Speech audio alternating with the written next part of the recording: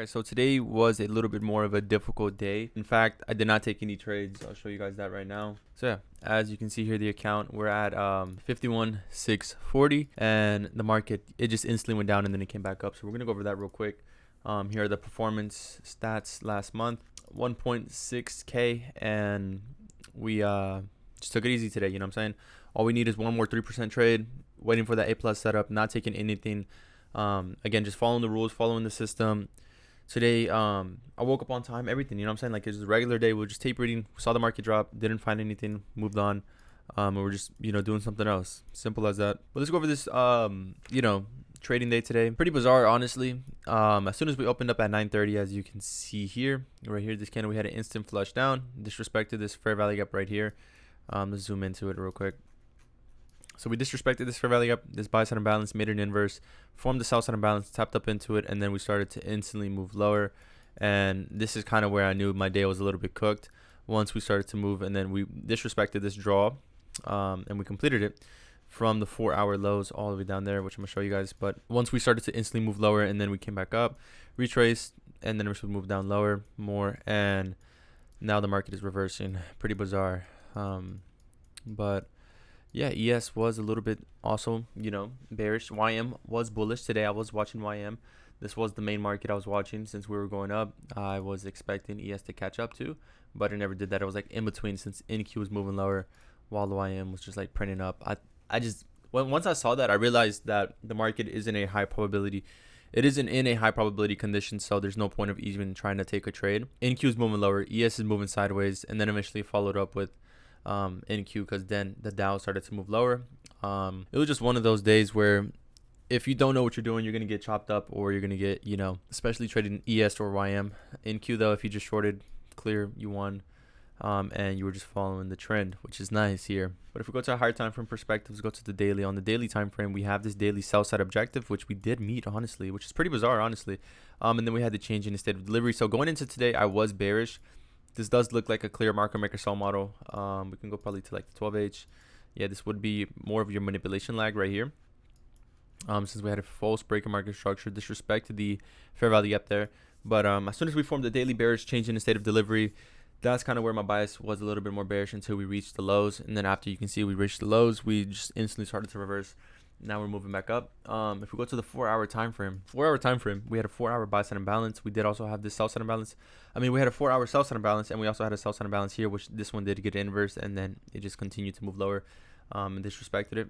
And we also had this one right here, and that one honestly got disrespected also. We had this low here, which honestly was a draw on liquidity, which if we go to the 1-hour, you will see, and that one just got instantly ran through. This one instantly got ran through. The market instantly ran through it. Same thing with the London lows, instantly just ran through it. These were relative good lows. It was a clear draw on liquidity there. On the 1-hour time frame, we did also have this 1-hour sell side imbalance. We had the buy side objective up here, and that eventually never got met. Of course, since we were just strong bearish, we left this open as a breakaway gap, indicating lower prices with speed, and eventually that did come to fruition. The only downside was this 1-hour buy side imbalance, which, in my honest opinion, I did want to see the market, eventually retrace up into it to then move lower. But that never honestly happened. On the 15, you can see we just instantly took out 2 draws on liquidity. And right then and there, I was basically just done for today. As soon as 10 a.m. started to come and open up, I was like, all right, yeah, this is not looking too good. And then we also took this lower here. But the main low was the daily low we were aiming for. And eventually, you can see that also got met. And then the market reversed. But we also had the standard deviation targets right here from the market maker buy model right here. You can see that there. And then we formed a bearish breaker, and we started to push lower. And that's kind of where I knew, whenever we broke the low and didn't sweep the high once more, that we were going to be very bearish. And then we just broke this low, and we continued, and we broke this low. And then we just ran through the standard deviation targets, and we didn't even reverse. We didn't even have no mercy, bro. And we just continued to the downside. I knew today was going to be like a very heavy day to the downside, which the market honestly needs, since we've been printing up for a while. Since like the start of the month, we were just printing up. But it's very nice to see a correction happen on the higher time frame. But yeah, just today was just very, very chaotic. I would have preserved capital, but again, I would have taken a trade if we had the 1-hour PDA rate tapped up into. As you can see, we stalled the wave in it for a little bit, and then eventually this probably would have been the only trade idea, which would have been the bearish order block test right here. No fair value gaps. This fair value gap got disrespected. We had a 1 minute bearish order block, tapped up into it, and then we pushed lower, left away, breakaway gap, continue to the downside, breakaway gap, continue to the downside. We refilled this fair value gap right here, and eventually you can see the market did respect it, and it formed another break market structure. Broke the highs right here, swept the highs, and then we continue back down to the downside, and then we should breakaway gap, and then this fair value gap was tapped up into once more, and then eventually you can see these lows were a key target, and we also had another fair value gap form, and I don't see it being tapped up into. Yeah, it was never tapped up into it for this price leg, and then it continued to the downside. Then eventually the market just started to reverse now. So I did lock my account. After all this started to form, and I just knew, like, if I was trading on the lower time frame, I would have been taking multiple trades here, multiple setups. I don't know what would have happened, and again, it wouldn't have been following my system or my playbook or my my trading system basically. So I decided, like, it's best if I just cut it. And ES also, again, very, very nice movement to the downside here. This one was a little bit more lagging behind, and the Roar SMTs was moving lower, and ES wasn't. It wasn't like breaking these lows and down here, while NQ has. So as you can see, there's SMT. At this low right here, SMT still. Again, we also had a 4-hour sell sign balance. We did tap into it, and then eventually moved down lower. On the daily time frame, we had a bullish order block, but we have yet to form that change in state of delivery, which I do see forming eventually. And then on the 1-hour time frame, we had our 1-hour sell side objective, London lows right here, and then eventually we had these relative equal lows as our objective, and then we had our buy side objective, which honestly was invalidated, honestly.